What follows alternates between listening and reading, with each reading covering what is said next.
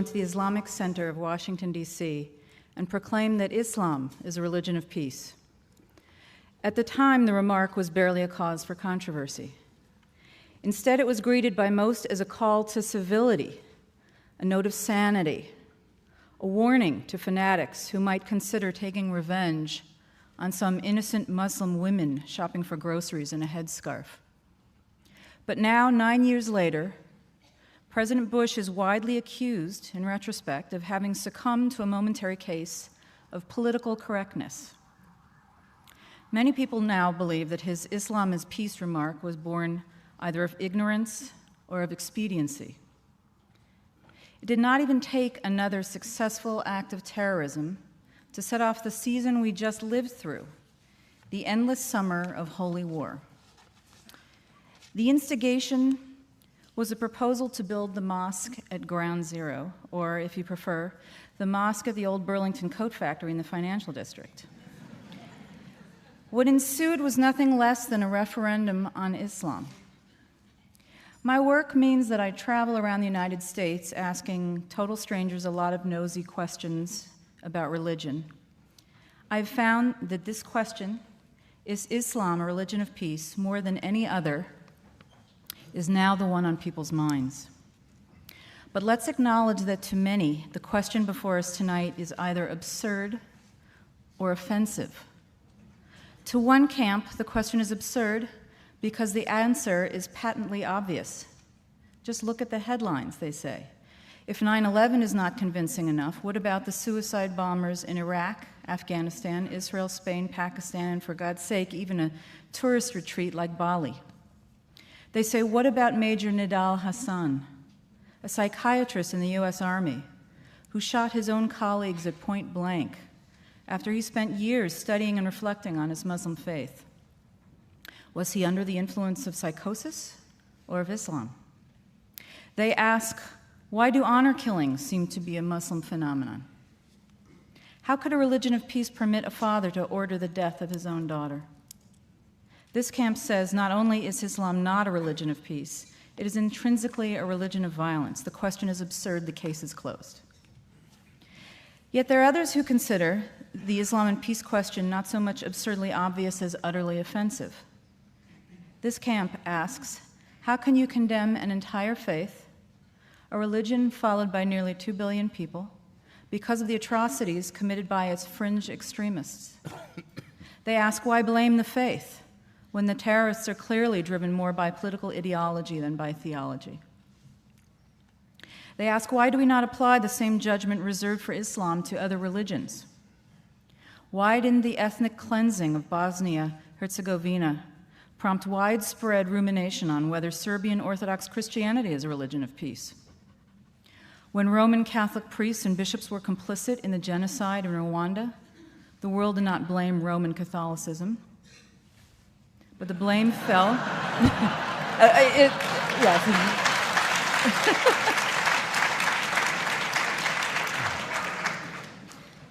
God is not great. But for most,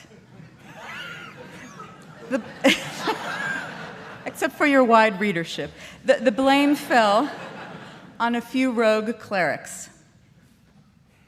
Why do we make such fine distinctions when it comes to religions, other religions, but not with Islam?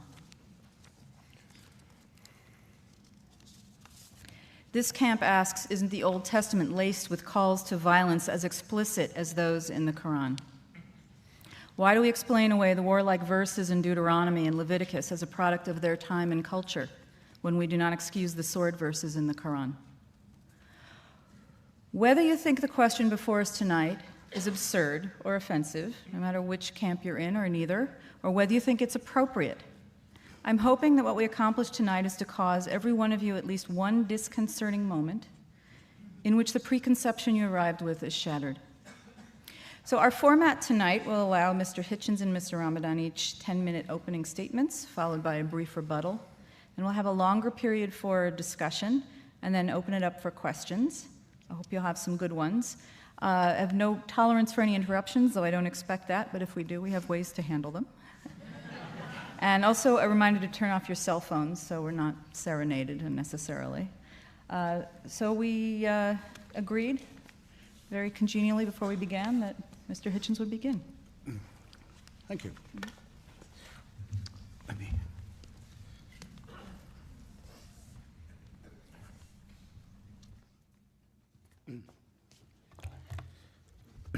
Assalamu alaikum.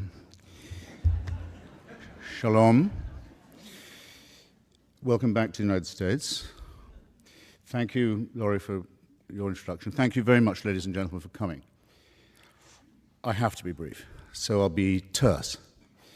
Like a number of people who are students of religion, I've spent a lot of time lately, as you should if you have the opportunity, I recommend it very highly, with Professor Dermot McCulloch's History of Christianity. Marvelous work of scholarship and literature, written by a mainstream believer, extraordinarily broad and deep, in which he ponders one very important question, the only one I've got time for now. What happened to the word Christendom? Remember, there used to be such a term. It used to extend across the world, and the hope is that it would extend even further. And it was unironically used to mean those areas of human civilization, and areas yet to be civilized, of course, where the word of Jesus Christ reigned or would reign. And it's all gone. The word is never used except historically or sarcastically now. And McCulloch doesn't say it ended because of the Crusades, though he could. It didn't. Crusades didn't kill it. Not because of slavery, mandated by Christianity. That didn't kill it either. Nor the mass murder of colonial subjects in the yet-to-be Christianized world. That wasn't sufficient. It didn't really end, he said, till 1914, when all the Christian empires of the world, Austria-Hungary, Germany, France, Britain, France is a slight exception to this, but only a slight one, and Russia, all of them commanded by Christian emperors, and calling upon their subjects as Christians, went to war with each other and very nearly destroyed the whole human civilization, and certainly reduced it to a point where we can't guess where we might be if it hadn't been for this extraordinary outbreak of barbarism. And out of that came the terrors of fascism and of Stalinism, of which it was the seedbed as well. I mention this partly because I want to maintain that there's no such thing as a religion of peace by definition. And second, to point out, and that its best historian has to admit something that if I was a Christian would make me humiliated. But because there was another empire involved in that war, the Ottoman Empire, which also came to an end, its other name was the Caliphate, the Muslim Caliphate. It went to war on the side of German and Austrian imperialism and Hungarian imperialism, and it lost not just the war, having proclaimed a worldwide jihad against Christianity, except for German and Austrian and Hungarian Christianity, which were its allies. And it didn't just lose the war, but by 1924 had been dissolved by the Turkish leadership, by Ataturk. It lost the Caliphate. And that's the only one that still has supporters. The other Christian and religious empires have all gone. But the Caliphate still has fans, not just in the Muslim world, sometimes referred to by Muslims as the Dar al-Islam, the House of Islam, but also in what some Muslims call the Dar al-Harb, the House of War, the part of the world that isn't yet Muslim. There are Caliphate clubs in London now and Berlin and elsewhere, quite important ones. And what I want to know is why that is and what we should think about it. Believers in this fantasy have, Laurie's spared me the need to say much of this, have committed extraordinary atrocities in Istanbul, in Madrid, in India, in the Philippines, in Indonesia, and of course in our own fair city. And the pretexts for it vary. They can be, the excuse for the mass murder can be that Australia has helped East Timor become independent from Indonesia. They can be that Newsweek has printed a false story about the desecration of a supposedly holy book. You never know what it's going to be next. But everyone knows to be careful about it, and everyone understands that the threat of violence that backs it is believable. And that's my opening position. Now, you will say, I can hear it already being said, you may be saying it already to yourselves because the defense mechanisms kick in. And in any case, Laurie already said it for you. And I hope Professor Ramadan won't feel the need to say it again, but if he does, fair enough. You may say, that's not the real Islam. Those aren't real Muslims. Now, isn't that a fascinating objection? Is there anyone in this room, I exempt Professor Ramadan because it's his turn to speak next. Is there anyone in this room who would care to arbitrate that question? Who is to say, where is the authority that defines who is a true son of the Prophet or true interpreter of his work? Part of the problem to begin with, and it's part of the problem because it is a religion, is that it's perfectly true to say we don't know who the true Muslims are. How right that is, who does speak for it. Only the second problem with defining Islam as peaceful, only the second problem with defining it as peaceful has to do with the fact that it's highly fissile and highly schismatic, that there is a civil war going on within it, the religion of peace. As we speak, at least one civil war between the votaries of this religion of peace is already taking place, and some of it is exported outside that world into ours, very salient fact. The first reason, though, is this. Islam makes very large claims for itself, very large claims indeed. It claims to be the last and final religion, the last and final revelation. When you see bumper stickers, everyone says you can't reduce major things to a bumper sticker. It's not my idea to have bumper stickers saying Islam is the solution. It's a well-known slogan, actually, of parties associated with the Muslim Brotherhood. They say Islam is the solution for everything. It takes care of all your life and the one to come. Sexuality, political economy, banking, diet, relations with other religions, everything. It's a total solution. What is creepy about the word total? I hope I don't have to tell an audience like this. It's the first 5 letters of the word totalitarian. It's absolute. It's absolute. It's all-inclusive. It's unanswerable. And oddly, for a religion that makes such large claims, notice another thing about Islam, it doesn't particularly like having these claims questioned or scrutinized. In other words, just as there is with all religions, an inverse relationship between the claims they make and the evidence they can produce for them, you must have noticed that. With Islam, a younger religion, and perhaps therefore more in its first flush, there's an extraordinarily strong willingness to say that any challenge to its absolutist claims is by definition profane.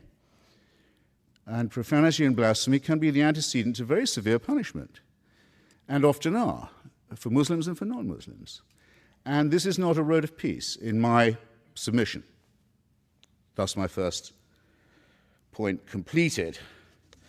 The claim to govern everything from hygiene to sex and the afterlife, which contains detailed prescriptions for the good and bad versions of itself, again strikes me as somewhat totalitarian, and they're both based upon 2 very, very questionable and not very peaceful concepts. One is the idea of a perfect human being, the Prophet Muhammad, and the other is the idea of a perfect book, the Quran, the recitation.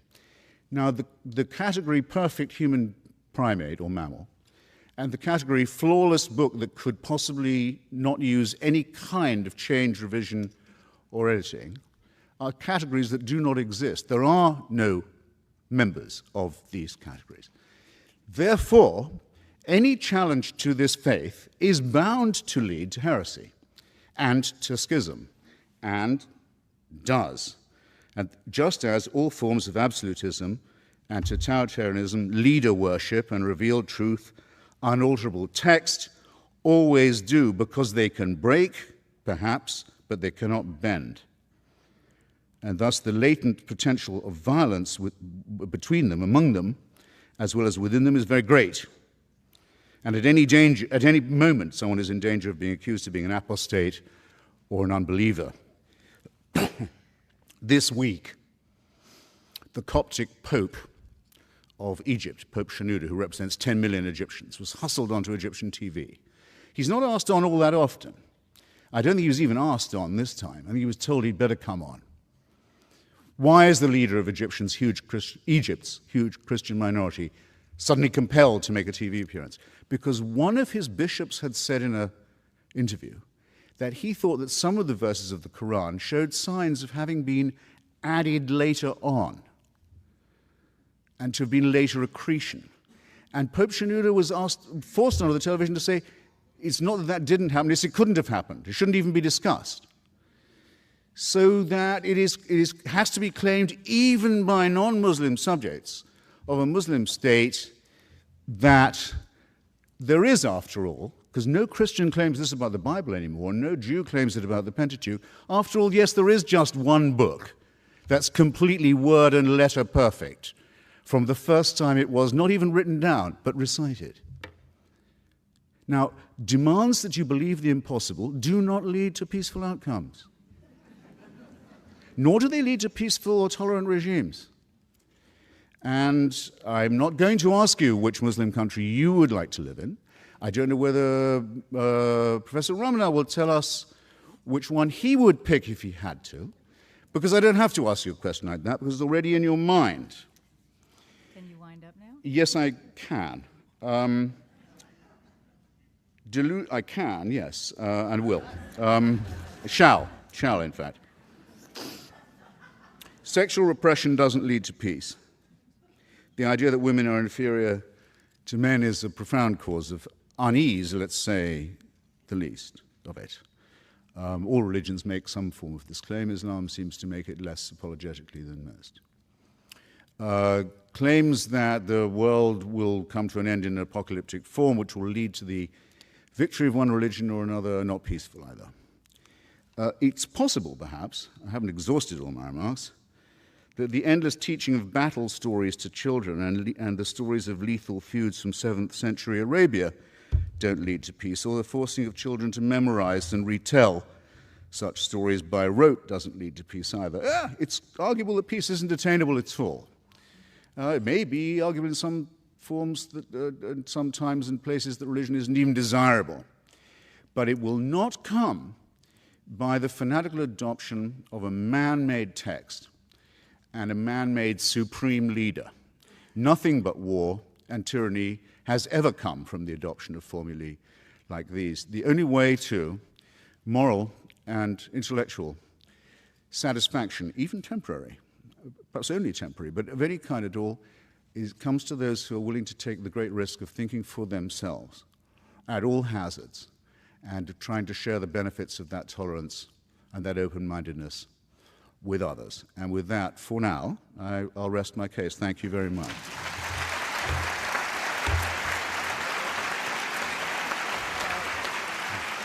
12 minutes for yourself.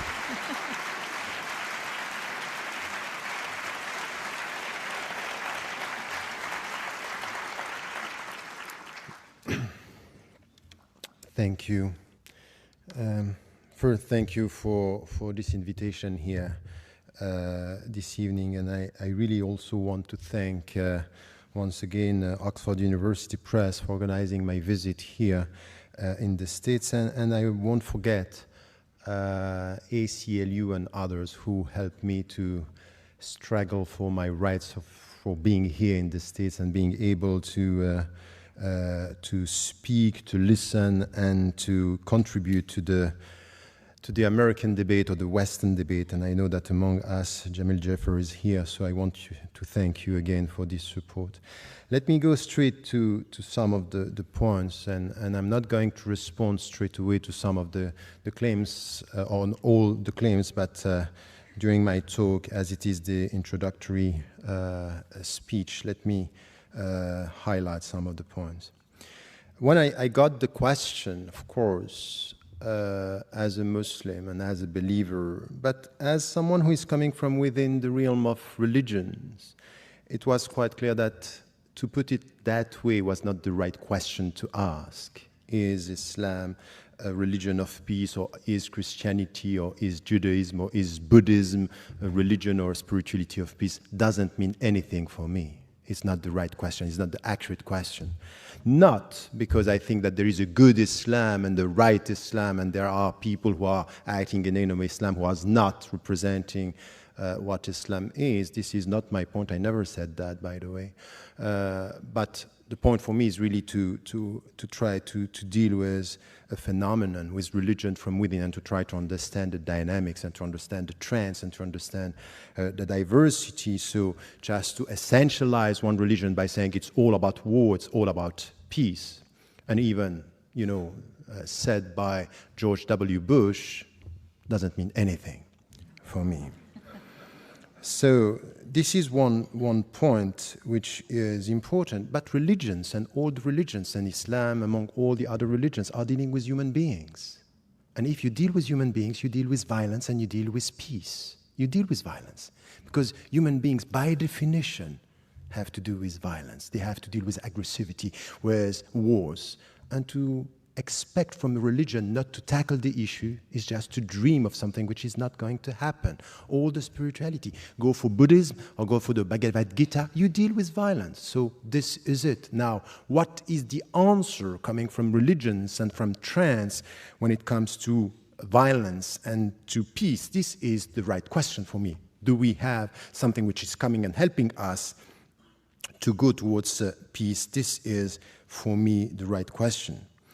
So now, once again, when I have people speaking from outside, and it's especially the case these days when it comes to Islam, is we speak about Islam and we speak about, something which is a religion that is perceived through one window or through one interpretation, and we very often take what is visible through the media. But Islam is as complex as Christianity and Judaism and Buddhism and Hinduism. It's a diversity of interpretations. Yes, you are right. The Quran is for the Muslims the very word of God. But many interpretations and many ways of dealing with the books. The problem is not the book, the problem is the reader. Is the way, no, we have only 10 minutes. So, this is why when, for example, you take a text, and you can do this with the Bible, with the Torah, the Gospels, it's always the same. Tell me the way you read, I will know what is in your mind, but not for sure what is in the text. And this is something which is the starting point of a serious discussion in theology. Because I don't like all these intellectuals and philosophers and even journalists. They are very keen on understanding the complexity of philosophies and the simplicity of religions. That's not right. And the one to blame sometimes are the religious people themselves, because the way they present their religion is something which is all of dream and hopes and not dealing with the reality, which is a complex reality. And this is where I think we have to come to a better understanding. So very often when I deal with such topics, I just have to start with the very beginning. We want to deal with the religion, let us speak about religious issues and religious understanding, not to avoid the starting to just to come to newspapers and headlines.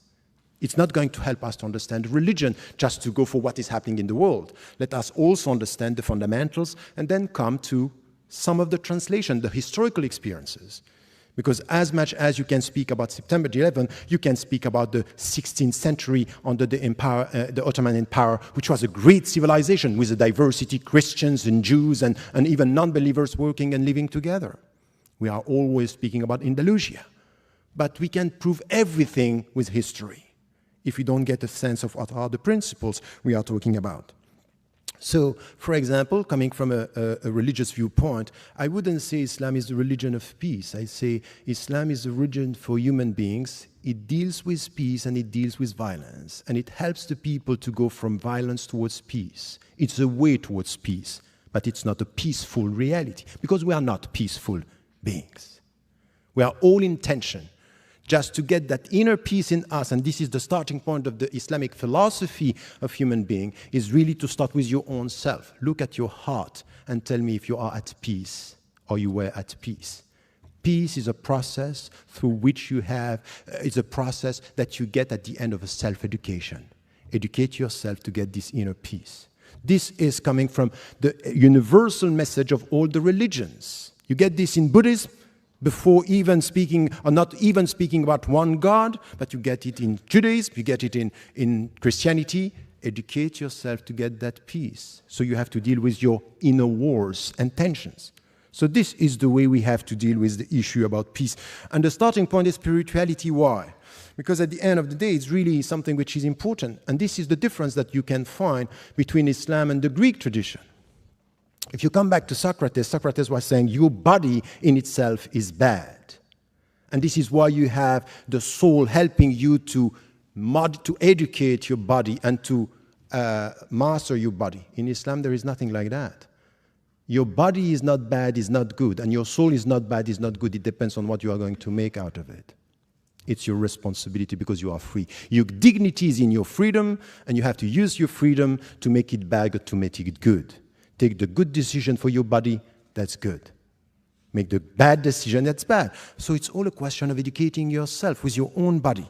And it's exactly the same when it comes to the understanding of the world. So this way towards peace, it's based on education. It's based on a spiritual way of dealing with yourself. And you know what is the meaning of that? The very essence of what I'm trying to translate now is jihad. So this is something which is coming from the classical tradition. And once again, the classical tradition is helping us understand jihad is resist the bad to promote the good. And the bad is in yourself first. And then you will try to get the good. And to get the good is this inner peace. So jihad is not the way towards war, it's the way towards peace. Because you have, as a human being, intrinsically to deal with your inner wars and inner tensions. It's exactly the same in the world, that what we have to do, you will find something which is the will of God. What is the will of God? Diversity. He made you tribes and nations in order for you to know each other. But you know the risk of diversity? It could be lots of knowledge and potential wars. So you have to educate yourself to live with others and with this diversity to know each other. So you can look at Islam saying, you know what Islam claims? It's the last and final religion. It's not enough to end with this sentence. The most important thing is what Islam is saying about the other religions. That you have to remove them from the earth? No.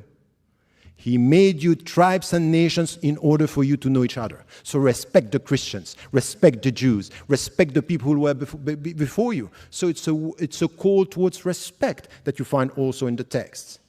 So yes, you will have Muslims. They will take one dimension and interpret this as it is the final religion, we are not going to deal with all the others. But you cannot deny the fact that through history, Muslims, in many situations, in many historical situations, were dealing with this diversity, and we learned from the Middle Ages, and we learned from the Ottoman Empire that Muslims are able to deal with diversity and take from the Jewish tradition. Maimonides was speaking Arabic better than me. He was a Jew, and he was an intellectual, and he was a theologian, and he was dealing with respectful people. So all these Muslims were wrong Muslims because they didn't understand that the final religion should not listen to the first monotheistic tradition? That's not true. You cannot reduce this in such a way. It's too simplistic to represent what a religion is and what a history and a historical experience is. So this is for me something which has to do with the diversity that we have, that it's rooted in the Islamic tradition as well, in the classical tradition that we find it. So when you deal with diversity, know that you need to promote, and it's out of your personal education, mutual knowledge, to get respect. But you also have to deal sometimes with oppressors and people who are going to try to take over, and you have to resist. And this resistance, in order to reform the world for the better, is the very meaning of jihad. Now, once again, I will never deny the fact that some Muslims, some theologians, in history and now, are using some of the verses in a way which is, for me, unacceptable. And you know, I go even further than that. Just after September 11, when I was invited by Time, I came here and I was asked about this. I said, you know what? It's not only not good and not Islamic, it's anti-Islamic what they are doing. It's against my religion. It's against the principles. So I'm not saying this is the good religion and this is bad. I acknowledge the fact that they are interpreting the text in a way. But what I'm saying from where I am, from within my tradition, is this is anti-Islamic. This is not the right way to deal with the text. So you cannot reduce this into something which is, oh, the only right Muslims are the Muslims who are acting the way I believe Islam is, meaning bad. I think it's not fair. It's not a discussion that we can have. So let me come to my conclusion here.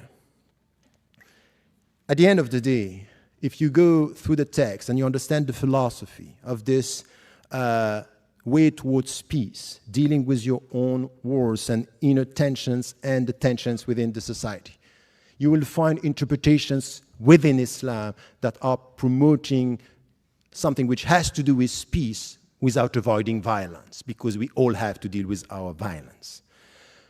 This is something which is important, and in history you will find the examples for this and for that. So don't rely on history. With history you prove whatever you want. But at the end of the day, this is exactly the case for all the philosophies. All the people who are promoting human rights, we all have to do something which is out of humility to check our people. Because with the best means, you can promote the bad or the worst attitude. In the name of human rights, we want to kill people. In the name of human rights, we can promote and support the war in Iraq and Afghanistan, where so many innocent people have been killed. And I said it from the very beginning, never forget that the blood of an Afghani or Iraqi innocent man or woman is as valuable as the blood of an American innocent man and woman. No discussion about this. So the best ideology in the name of human rights, in the name of democracy, could be used by people to promote the worst.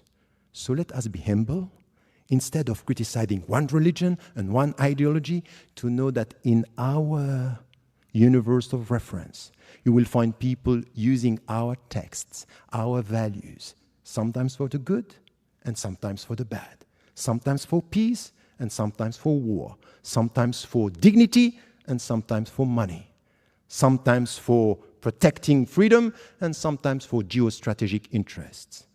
It's not right to essentialize by saying, oh, all the wars on human rights, for human rights, or all these philosophies are right or wrong, or promoting a philosophy or a religion of violence. I think that these kind of conclusions are very dangerous, because they don't give us the opportunity to find in any single religion, in any single philosophy, people of goodwill. These are the people who can talk to each other, understand each other, and make it possible to live in diversity and in mutual respect. Thank you.